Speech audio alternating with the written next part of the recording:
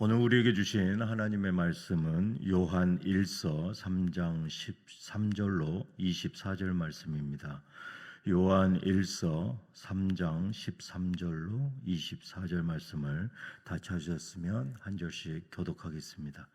제가 먼저 13절을 봉독해 드리겠습니다. 형제들아, 세상이 너희를 미워하여도 이상히 여기지 말라. 우리는 형제를 사랑함으로 사망에서 옮겨 생명으로 들어간 줄을 알거니와 사랑하지 아니하는 자는 사망에 머물러 있느니라. 그 형제를 미워하는 자마다 살인하는 자니 살인하는 자마다 영생이 그 속에 거하지 아니하는 것을 너희가 아는 바라. 그가 우리를 위하여 목숨을 버리셨으니 우리가 이로써 사랑을 알고 우리도 형제들을 위하여 목숨을 버리는 것이 마땅하니라. 누가 이 세상의 재물을 가지고 형제의 궁핍함을 보고도 도와줄 마음을 닫으면 하나님의 사랑이 어찌 그 속에 거하겠느냐. 자녀들아, 우리가 말로 말과여로만 사랑하지 말고 행함과 진실함으로 하자. 이로써 우리가 진리에 속한 줄을 알고 또 우리 마음을 주 앞에서 굳세게 하리니 이는 우리 마음이 혹 우리를 책망할 일이 있어도 하나님은 우리 마음보다 크시고 모든 것을 아시기 때문이라. 사랑하는 자들아, 만일 우리 마음이 우리를 책망할 것이 없으면 하나님 앞에서 담대함을 얻고 무엇이든지 구하는 바를 그에게서 받나니 이는 우리가 그의 계명을 지키고 그 앞에서 기뻐하시는 것을 행함이라. 그의 계명은 이것이니 곧 그 아들 예수 그리스도의 이름을 믿고 그가 우리에게 주신 계명대로 서로 사랑할 것이니라. 그의 계명을 지키는 자는 주 안에 거하고 주는 그 안에 거하시느니 우리에게 주신 성령으로 말미암아 그가 우리 안에 거하시는 줄을 우리가 아느니라. 아멘.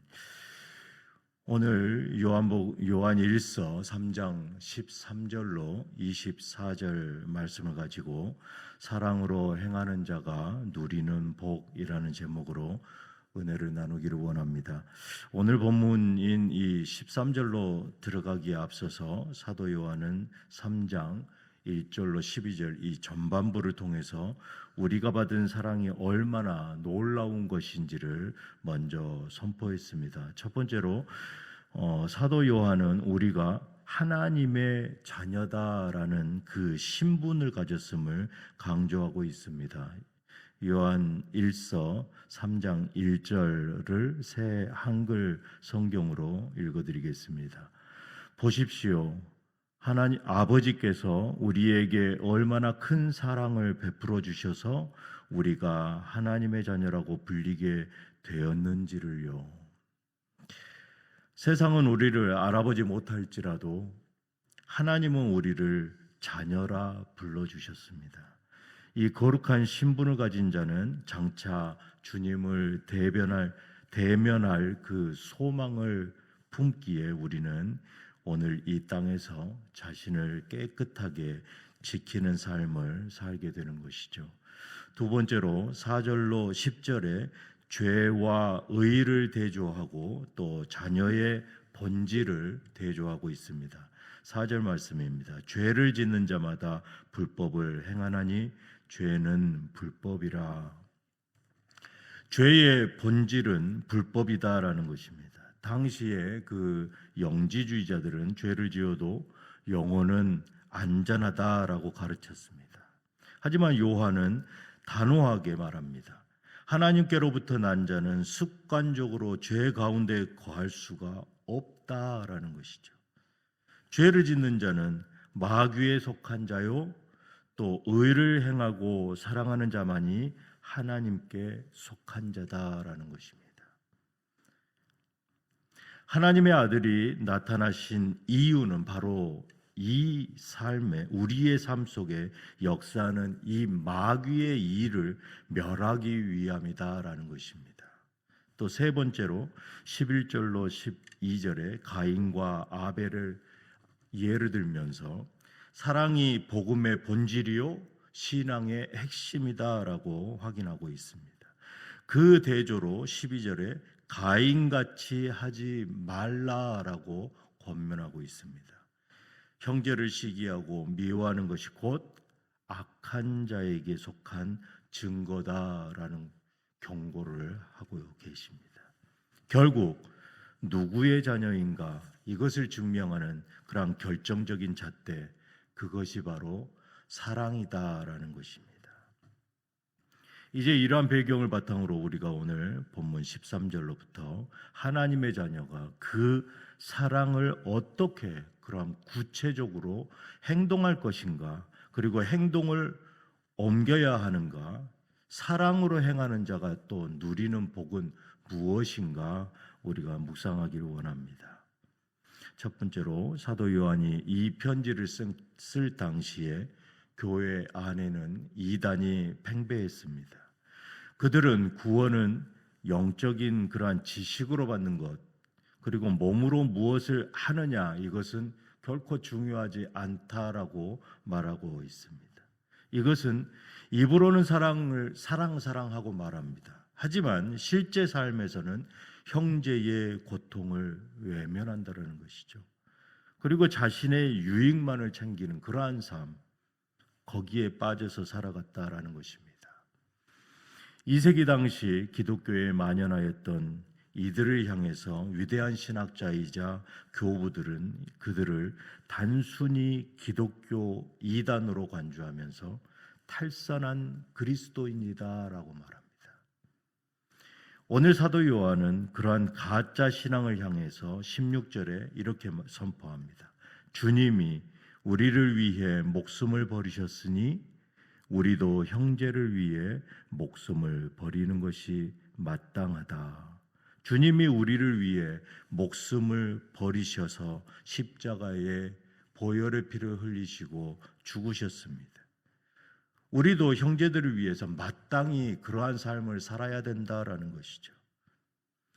그리고 우리가 이 무거운 말씀에 순종하여서 18절에 행함과 진실함으로 사랑할 때에 하나님께서는 우리에게 놀라운 복을 약속하십니다. 오늘 그 복을 함께 누리며 기도의 제목을 붙들기를 원합니다. 우리가 받을 복, 그 복이 첫 번째 복이 무엇이냐? 사랑함으로 행하는 자가 누리는 그 첫 번째 복은 담대함이다라는 것이죠. 19절과 21절을 보면 이로써 우리가 진리에 속한 줄을 알고 또 우리 마음을 주 앞에서 굳세게 하리니 21절에 사랑하는 자들아 만일 우리 마음이 우리를 책망할 것이 없으면 하나님 앞에서 담대함으로 얻게 된다라는 것이죠. 우리가 주님 앞에 날마다 담대하게 나올 수 있는 것, 그것이 바로 그 예수 그리스도의 십자가 때문이다라는 것이죠. 우리가 사랑으로 행할 때에, 그리스도의 그 사랑으로 행할 때에 우리는 이렇게 담대함을 가지고 주님 앞에 나아갈 수 있다라는 것입니다. 사랑하는 성도 여러분, 우리가 언제 신앙의 회의에 빠집니까? 우리는 습관적으로 주여 주여 할 때가 있습니다. 무엇을 떨어뜨렸을 때도 주여 주여 합니다. 하지만 내 삶 속에서 희생도 없고 나눔도 없고 사랑의 실천도 없을 때 우리의 영혼은 점차 깊은 영적 침체에 빠져드는 것입니다. 영지주의자들이 말한 그 지식만 있으면 담대할 수 있다라고 믿었지만 사도 요한은 그것을 틀렸다라는 것이죠. 그렇지 않다. 진정한 담대함, 그것은 바로 예수 그리스도의 사랑의 행함이다라는 것입니다. 우리가 이기심을 버리고 이웃과 형제에게 내 것을 내어줄 때 우리 안에 성령님께서는 우리에게 말씀하십니다. 하나님의 자녀다라는 것이죠. 이 확인이 있어야 하나님 앞에 고개를 들고 담대히 나아갈 수 있습니다. 오늘 하루 이 작은 사랑의 실천을 통해서 우리의 영이 하나님 앞에 담대하게 나아가는 그러한 복을 누리시는 모든 성도님들 되시기를 축복합니다. 두 번째 복은 기도의 응답입니다.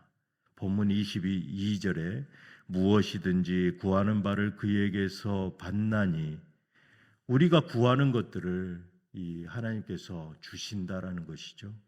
이는 우리가 그의 계명을 지키고 그 앞에서 기뻐하시는 것을 행함이라. 우리가 결코 행함이 없으면 그 계명을 지킨 것이 아니다라는 것입니다. 우리는 때때로 기도에 응답이 없어서 낙심할 때도 있습니다. 그런데 오늘 성경은 기도의 응답이 바로 우리의 삶과 직결되어 있다라는 것이죠. 23절에 하나님의 아들 예수 그리스도의 그 이름을 믿고 그 예수 그리스도의 이름을 믿는 그 믿음으로 하나님께서 우리에게 계명을 주신 대로 서로 사랑하라라는 것이죠. 이것이 바로 우리가 기도의 응답을 누릴 수 있는 첫 번째 행동이다라는 것입니다. 하나님의 계명, 하나님은 우리에게 서로 사랑하라라고 말씀하십니다. 광야에서의 삶 속에서 레위기에서 무엇을 말합니까? 이웃 사랑을 말합니다. 그 어려운 레위기 안에 중심 주제는 바로 한 가지다라는 것이죠. 당신의 계명을 소중히 여기고 형제의 눈물을 닦아주는, 또 자기의 것을 내어주는 자, 소자에게 냉수한 그릇을 기꺼이 내주는 자, 자신의 것을 아끼지 않는 자, 우리는 하나님께서는 우리의 그 기도를 결코 외면하지 않으신다라는 것입니다. 왜 그렇습니까? 형제를 사랑하는 자의 기도, 그것은 자신의 정욕을 위한 것이 아니기 때문입니다. 바로 하나님의 뜻을 이루는 그 기도, 하나님께서는 그 기도를 들어 응답해 주십니다. 17절에 이단에 빠진 많은 기독교인들이 형제의 궁핍함을 보고도 마음을 닫았습니다. 당시에 그 이단에 빠진 기독교인들의 모습이죠. 그런 자들의 기도는 하늘 문을 결코 열 수 없다라는 것입니다. 그러나 오늘 누군가를 위해서 내 시간을 내어주고 소자를 위해 내 물질을 기꺼이 내주고 사랑을 실천한다면 여러분이 하나님께 구하는 그 모든 기도는 가장 선한 것으로 응답해 주신다라는 것입니다. 세 번째로, 주님이 내 안에, 내가 주님 안에 거하는 연합의 복입니다. 24절을 세번역 성경으로 읽어드리겠습니다. 그리스도의 계명을 지키는 사람은 그리스도 안에 있고 그리스도께서도 그 사람 안에 계십니다. 그리스도께서 우리 안에 계시다는 것을 그가 우리에게 주신 성령으로 우리는 압니다. 주님과 하나가 되는 것, 그리스도와 연합하는 것, 그것은 지식만으로 결코 되는 것이 아니다라는 것이죠. 우리가 그리스도의 사랑의 계명을 지킬 때에 우리도 형제를 위해 그리스도의 사랑으로 나누며 희생하며 섬길 때 주님은 우리 안에 거하시게 된다라는 것입니다. 하나님의 자녀가 자신의 소중한 것을 내어줄 때에 그 현장에 바로 하나님도 임재해 계십니다. 내가 손해를 보더라도 형제를 세울 때에, 또 내 자존심을 꺾고 그리스도의 사랑으로 먼저 손을 내밀 때에, 또 성령님께서는 우리 마음속에 말할 수 없는 평안함과 기쁨을 부어주신다라는 것입니다. 이러한 그리스도와 연합하는 복을 누리시기를 축복합니다. 이제 말씀을 맺겠습니다. 사랑하는 뉴장의 모든 성도 여러분, 오늘날 세상은 교회를 향해서 이렇게 말합니다. 말만 번지르게 하지 마라. 우리는 비판의 말에 깊이 회개해야 하는 것이죠. 우리는 오늘 사도 요한이 말하는 말과 혀로만 사랑하지 말고 행함과 진실함으로 하자라는 그 말씀에 도전을 받기를 축복합니다. 친절한 금자씨라는 영화가 있습니다. 거기에서 그 금자씨가 세상 사람들뿐만 아니라 기독교인들에게 말을 던집니다. 너나 잘하세요. 이 말은 당시에 기독교에 엄청난 충격을 가져왔습니다. 오늘 우리가 누군가를 위해 나의 것들을 조금씩 내어줄 때 성령님의 충만함 속에서 주님과 같이 동행하게 됨을 믿습니다. 우리의 삶 속에 그리스도와 연합하여서 서로 사랑하며 복을 누리는 그러한 모든 성도님들 되시기를 주님의 이름으로 축복합니다. 오늘 말씀을 가지고 이제 기도의 자리로 나아가겠습니다. 우리를 위해서 생명을 내어주신 주님, 오늘 이 세 가지의 복,